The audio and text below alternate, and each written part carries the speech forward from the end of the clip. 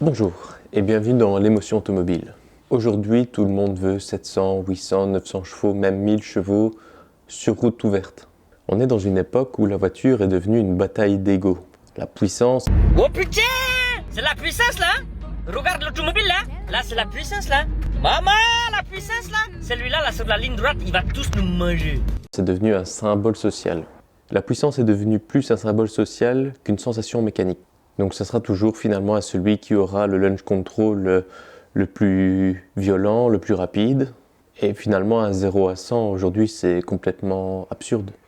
Pourquoi ? Parce qu'on a des voitures qui sortent des puissances tellement grosses qu'un 0 à 100 finalement on ne sait pas vraiment l'améliorer à partir d'un certain moment, même si on a beaucoup de chevaux, parce qu'il n'y a rien qui passera au sol. Et le plus fou c'est que même les citadines maintenant veulent faire des launch control. Imaginons. Mais avoir autant de puissance dans une voiture pour la route ouverte, est-ce que finalement, c'est pas un petit peu comme utiliser un lance-flamme pour faire cuire des marshmallows ?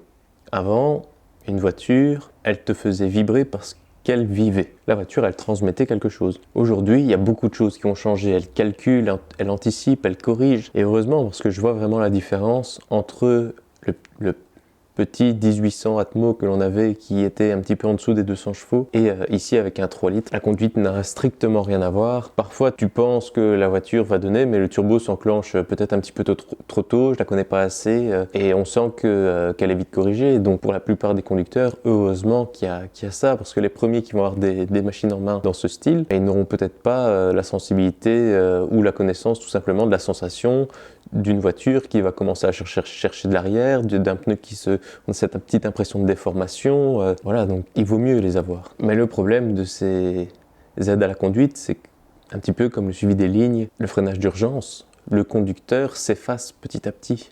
Mais je me demande quand même à partir de quel moment on a perdu la mesure de tout ça. Quand j'ai essayé quelques voitures modernes, quand j'étais en formation, des belles puissances, j'ai senti une sensation très étrange. Comme si la voiture était performante, mais moi je n'étais pas connecté avec elle. Et dans certaines voitures, on a beau avoir un V8, on a beau avoir encore une fois un launch control stratosphérique, des écrans partout, mais on ne ressent rien. Et alors, donc l'ennemi de la voiture actuellement, ça reste le poids. On remet des chevaux dans les voitures, on rajoute des kilos, des écrans, du câblage, machin, et ben moins on les ressent, ces chevaux. Et c'est ça aussi que j'ai beaucoup apprécié avec la Lotus, c'est qu'elle me rappelait tous les jours qu'une voiture, ça doit d'abord rester une émotion. Parce que si cette voiture, c'est pas une émotion, pourquoi alors la sortir, la voiture, le dimanche matin ? Pourquoi aller à des rassemblements ? Pourquoi aller faire un tour ? Finalement, c'est juste faire une boucle et revenir au point de départ, sans raison. Pourquoi faire tout ça si la voiture ne nous donne pas d'émotion ? À part le côté... m'as-tu vu, comme on a pu en discuter dans une des vidéos précédentes. Il ne faut pas oublier que la voiture doit rester une émotion, ça ne doit pas être un chiffre, ça ne doit pas être une fiche technique, ça doit être simplement un ressenti brut. Alors, par rapport à cette course à la puissance, il y a des voitures qui n'en ont pas l'air, mais qui derrière sont très coriaces. Par exemple, la Supra a une particularité, c'est qu'elle sait se faire passer pour un agneau quand on la regarde d'extérieur et quand on regarde la fiche technique de départ. Quand tu montes dedans, le volant en plus c'est un volant BM qui est clairement dépassé, donc c'est pas un volant qui a une gueule de sportif. Les lignes sont quand même assez jolies, elles sont agressives sans trop l'être. C'est fluide, c'est une ligne qui finalement est presque sage. Et pourtant, sous le capot, c'est pas une gentille. Mais dis donc Jamy, pourquoi le B58 est-il si réputé ? Parce qu'on en parle, mais réellement on ne dit pas pourquoi ce moteur est si génial. Pour moi, c'est déjà un des derniers moteurs, modernes en tout cas, qui a encore une âme véritable. Pourquoi ? C'est un 6 cylindres en ligne. À savoir que plus le temps passe, moins les motorisations sont grosses. Il suffit juste de regarder le marché, les V8, il n'y en a plus tant que ça.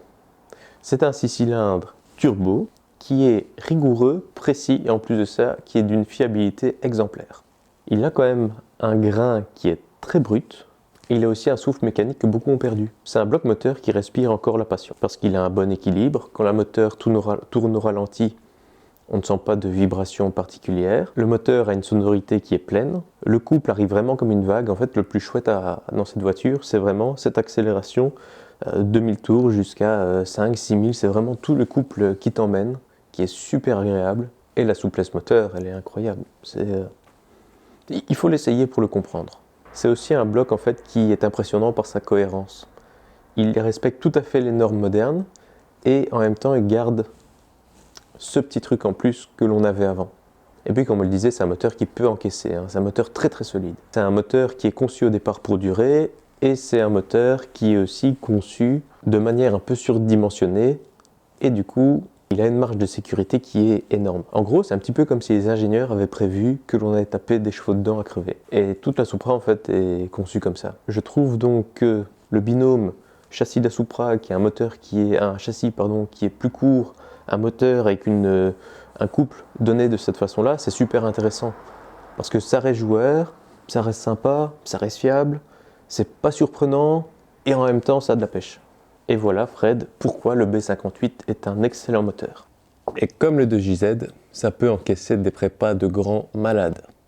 C'est quand même marrant hein, qu'ils aient remis ce moteur-là dans la Supra. 2JZ, B58, prépa de malade, fiable, 6 cylindres, en ligne, 3 litres. Quand même pas mal de points communs. Cela étant dit, qui suis-je pour juger? La tentation, elle est là. Tu as 340 chevaux d'origine. Le filtre à air sport, il est déjà monté tout simplement parce que c'est bien plus facile au niveau de l'entretien. Le lave quand tu veux, tu ne dois plus commander de filtre. À partir du deuxième remplacement, donc au troisième exactement, tu as déjà rentabilisé le bazar. Tu gagnes un petit peu de performance, elle respire mieux. Pour 80 €, franchement, t'es pas volé. C'est une voiture qui est donc assez aseptisée, comme on le disait. Donc moi, ce que je vais lui faire, c'est que je vais faire un décata pour qu'elle respire un peu mieux encore et qu'elle fasse un bruit un peu plus chouette. Je vais rien modifier d'autre. Je vais faire un stage 0. De toute façon, s'il faut améliorer quelque chose pour les chronos, j'ai plus intérêt à me former moi que de modifier des pièces sur la voiture. Donc globalement, je vais avoir la performance du décata qui est d'à peu près 15 chevaux. Le filtre à air, ça peut être représenté 1 cheval, 2 chevaux. Donc ça représente rien. Donc elle sera peut-être réellement à 360, aller dans les grosses lignes, vraiment. Mais si tu fais une cartographie derrière ça, tu sors 420, 430 chevaux avec juste une programmation, rien de spécial. Tu as 100 chevaux de plus, globalement, à la louche. Tu as 100 chevaux de plus avec un décata à pièce qui vaut moins de 500 €, un filtre à air qui en vaut 80. Et tu sais même le faire avec ton téléphone. Et ça te permet de l'activer, de la désactiver quand tu veux. Tu peux faire sauter la VMAX, tu peux tout faire. Ça coûte encore 500 €. Et donc, tu as une voiture qui te sort une puissance qui est déjà bien trop, puisque les 340, c'est déjà bien trop pour ce que l'on en fait régulièrement. Donc, au fond, on a tous envie d'avoir des grosses puissances. Mais est-ce que réellement, c'est utile? Le faire, j'ai envie de le faire. Mais derrière ça, j'ai toujours ma petite voix qui me dit que pour rouler à 50, j'ai pas besoin d'autant de puissance. Et qu'à 50 km/h, tu mets les watts et elles se cherchent. Ça ne grippe pas. Parce qu'il y a quand même, à confirmer, mais 500 Nm de couple sur le train arrière, d'origine. Et puis on achète des voitures qui sont déjà puissantes au départ et on redépense des fortunes pour les rendre encore plus violentes. Et on fait ça dans un monde dans lequel on n'a plus le droit d'accélérer. Après, il y a un autre truc. On a déjà parlé, mais c'est l'image.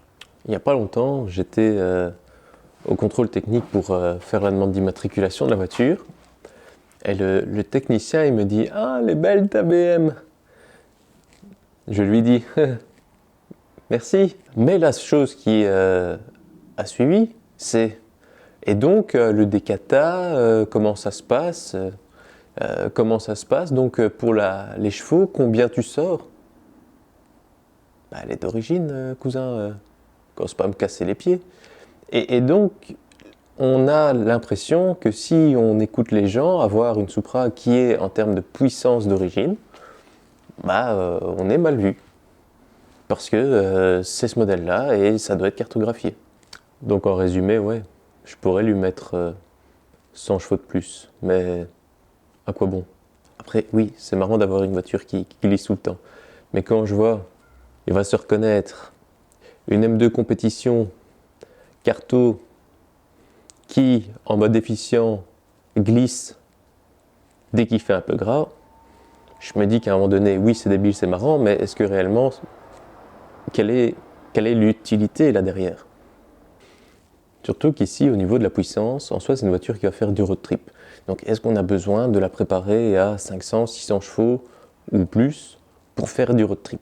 Parce que c'est pas parce qu'elle va sortir, elle va faire un 0 à 100 en 3 secondes et un 0 à 200 en je ne sais pas combien de temps, que pour descendre en road trip, par exemple les Dolomites, je vais mettre moins de temps. Non, je vais rouler à la même vitesse dans tous les cas.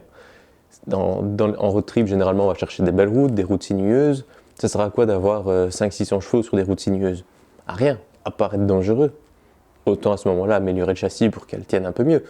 Mais en fait, peu importe, je discute avec des personnes qui vont sur piste, mais ils ne font jamais autant de chevaux, ils ne sortent jamais autant de chevaux parce qu'ils nous disent c'est beaucoup trop. Et finalement, les seuls qui vont aller sortir des puissances pareilles, soit c'est des personnes qui vont faire des drags, donc là je comprends parfaitement l'utilisation, mais c'est John Ross qui a son Ibiza TDI, qui veut sortir 400 chevaux sur une traction pour battre Brian qui a exactement la même voiture. Enfin, voilà, c'est du concours du gros zizi, quoi.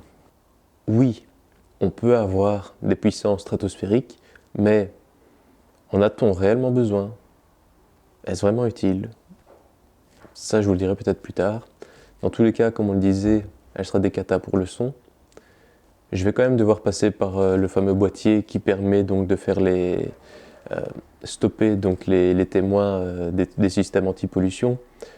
Donc j'aurai la possibilité de mettre la carte ou de la retirer. J'essaierai les deux et je verrai si réellement il y a quelque chose d'utile d'avoir autant de chevaux. Je vous tiens au courant de la suite.